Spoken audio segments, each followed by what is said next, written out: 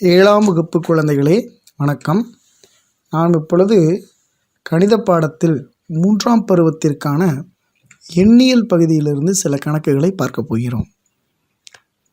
அதாவது இடமதிப்பு அட்டவணை முறையில் தசம எண்களை எவ்வாறு கூட்டுவது கழிப்பது என்பதை பற்றி தான் நாம் இப்பொழுது பார்க்க போகிறோம்.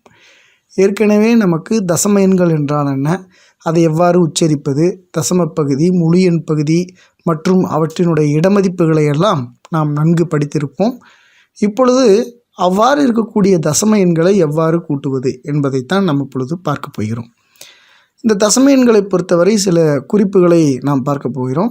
என்னவென்றால், தசம இலக்கங்களின் வலதுபுறம் பூஜ்ஜியத்தினை சேர்ப்பதனால் அந்த எண்ணின் மதிப்பு மாறாது.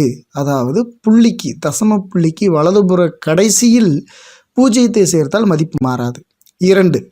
தசம இலக்கங்களை சமன்படுத்த இலக்கங்களின் வலதுபுற முடிவில் பூஜ்ஜியத்தை சேர்க்கலாம்.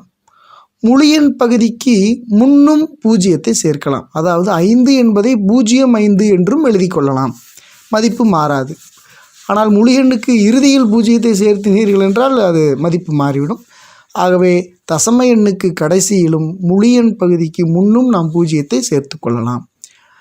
3. தசம இலக்கங்களின் வலதுபுற இறுதியில் சேர்க்கப்படும் பூஜ்ஜியம் தசம எண்களை கூட்டவோ அல்லது கழிக்கவோ உதவும். சரிங்களா? இப்பொழுது கணக்கிற்குள் செல்வோம். இதற்காக நாம் பயிற்சி 1.2 2வது கணக்கினில் பார்க்கலாம். இடமதிப்பு அட்டவணையை பயன்படுத்தி கூட்டுக. கணக்கு எண் 2 17.4 கூட்டல் 23.435. இந்த 2 தசம எண்களையும் எவ்வாறு கூட்டுவது? குழந்தைகளே, நாம் தசம எண்களை கூட்டும் பொழுது மிக கவனமாக இருக்க வேண்டும். இடமதிப்புகளை நாம் மாற்றி போட்டுவிட்டோம் என்றால் அந்த இடம் நமக்கு தவறாகிவிடும். ஆகவே இடமதிப்பு அட்டவணையை பயன்படுத்தி எளிமையாக கூட்டுவது எப்படி என்பதை பார்க்கலாம். இதற்கு நாம் முதலில் கட்டங்கள் வரைந்து கொள்ள வேண்டும். எதற்காக என்றால், அந்த இடமதிப்புகளை மாற்றாமல் இருப்பதற்காக. முதலில் தசம எண்ணை எழுதிக்கொள்வோம். அடுத்ததாக பத்துக்கள், ஒன்றுகள், 10ல் 1, 100ல் 1, 1000ல் 1. இதுதான் தசம எண்ணினுடைய இடமதிப்பு. அதாவது 1 நம்மளுக்கு தெரியும், முழு எண்ணாக இருந்தால் 1, 10, 100 என்று செல்வோம். இங்கு கொடுக்கப்பட்ட கணக்கில் அதிகபட்சம் 10கள் தான் இருப்பதால் நான் 10களோடு நிறுத்திவிட்டேன். ஒருவேளை 3 முழு எண் பகுதி இருந்தால் இங்கு நாம் 100கள் என்பதை ஒன்றையும் சேர்த்திருப்போம். 10கள், 1கள், புள்ளிக்கு அடுத்ததாக வரக்கூடியது 10ல் 1. இங்கு புள்ளி இருப்பதாக அர்த்தம். புள்ளிக்கு வலதுபுறத்தில் வரக்கூடியதை நாம் 10ல் 1, முதல் இடமதிப்பு 10ல் 1, அடுத்தது 100ல் 1, கடைசியாக 1000ல் 1, இவ்வாறு சென்று கொண்டே இருக்கும். சரி, இப்பொழுது கணக்கிற்குள் செல்வோம். தசம எண்ணுக்கு நேராக முதலில் உள்ள தசம எண்ணை எழுதி கொள்ளலாம். 17.4. இதில் எத்தனை 10கள் உள்ளன பாருங்கள். புள்ளிக்கு இது 1, 7 ஒன்றுகள் இருக்கிறது, ஒரே ஒரு 10 இருக்கிறது. அப்போ 10கள் என்ற இடத்தில் நாம் 1 என்பதை எழுதி கொள்ள வேண்டும். 1. அடுத்து ஒன்றுகளில் 7 ஒன்றுகள்.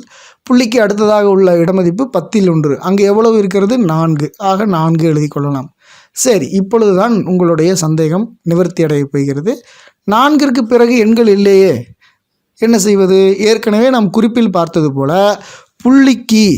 புள்ளிக்கு வலதுபுற இறுதியில் நாம் பூஜ்ஜியத்தை சேர்ப்பதனால் மதிப்பு மாறாது. ஆகவே நாம் இங்கு பூஜ்ஜியத்தை சேர்த்து கொள்ளலாம். எதற்காக பூஜ்ஜியத்தை சேர்க்க போகிறோம் என்றால், அடுத்து வரக்கூடிய தசம எண்ணில் 3 தசம எண் பகுதிகள் உள்ளன. பாருங்கள், இங்கு 4, 3, 5 என்று 3 இலக்கங்கள் இருக்கிறது. ஸோ இந்த இலக்கங்களுக்கு நேராக நாம் இங்கு மதிப்புகளை போட்டு கொண்டோம்னால் கூட்டும் பொழுது நமக்கு குழப்பங்களை தவிர்க்கலாம். ஆகவே தான் நான் இங்கு பூஜ்ஜியத்தை சேர்த்திருக்கிறேன். இப்பொழுது இந்த 23.435 உள்ள ஒன்றுகள் எத்தனை? 3 ஒன்றுகள், 2 10கள். முழு எண் பகுதிகளை தான் நாம் 1, 10 என்று சொல்லுவோம். தசம எண் பகுதிகளில் நாம் 10ல் 1, 100ல் 1, 1000ல் 1 என்று தான் சொல்லுவோம். இப்பொழுது இந்த எண்களை பிரித்து எழுதி கொள்ளலாமா? சரி, எத்தனை 10கள் இருக்கிறது? 2 10கள், 3 ஒன்றுகள், 4 10ல் 1, 3 100ல் 1கள், 5 1000ல் 1கள் உள்ளன. இப்பொழுது கூட்டுவோம். வழக்கம் போல வலதுபுறத்திலிருந்து தான் நாம் இதையும் கூட்ட வேண்டும். சாதாரண கூட்டல் கணக்கினை போல நாம் எப்பொழுதுமே வலதுபுறத்திலிருந்து தான் இப்படியாக இடதுபுறமாக கூட்டி வர வேண்டும். சரி, கடைசியாக உள்ள அந்த 2 இலக்கங்களை கூட்டுவோம். 0த்தையும் 5ஐயும் கூட்டினோமானால் என்ன கிடைக்கும் நமக்கு? 0த்துடன் 5ஐ கூட்டினால் 5. அடுத்ததாக 0த்துடன் 3ஐ கூட்டினால் 3. அடுத்ததாக 4உடன் 4ஐ கூட்டினால் 8. 7உடன் 3ஐ கூட்டினால் 10 என்று வரும். அதற்கு நாம் 0த்தை இங்கே வைத்து கொண்டு மீதியுள்ள 1ஐ 10கள் இடமதிப்பிற்கு கொண்டு செல்ல வேண்டும். பாருங்கள், அங்கே போய்விட்டது. இப்பொழுது இவற்றையெல்லாம் கூட்டினால் என்ன கிடைக்கும்? 1 3 2, 2உடன் 2ஐ கூட்டினோமானால் 4. ஆகவே நமக்கு கிடைத்துள்ள விடை 40.835. குழந்தைகளை தெளிவாக புரிந்திருக்கும் என்று நினைக்கிறேன். இதுபோல் பல கணக்குகளை செய்து நீங்கள் பயிற்சி பெறுங்கள். நன்றி, வணக்கம்.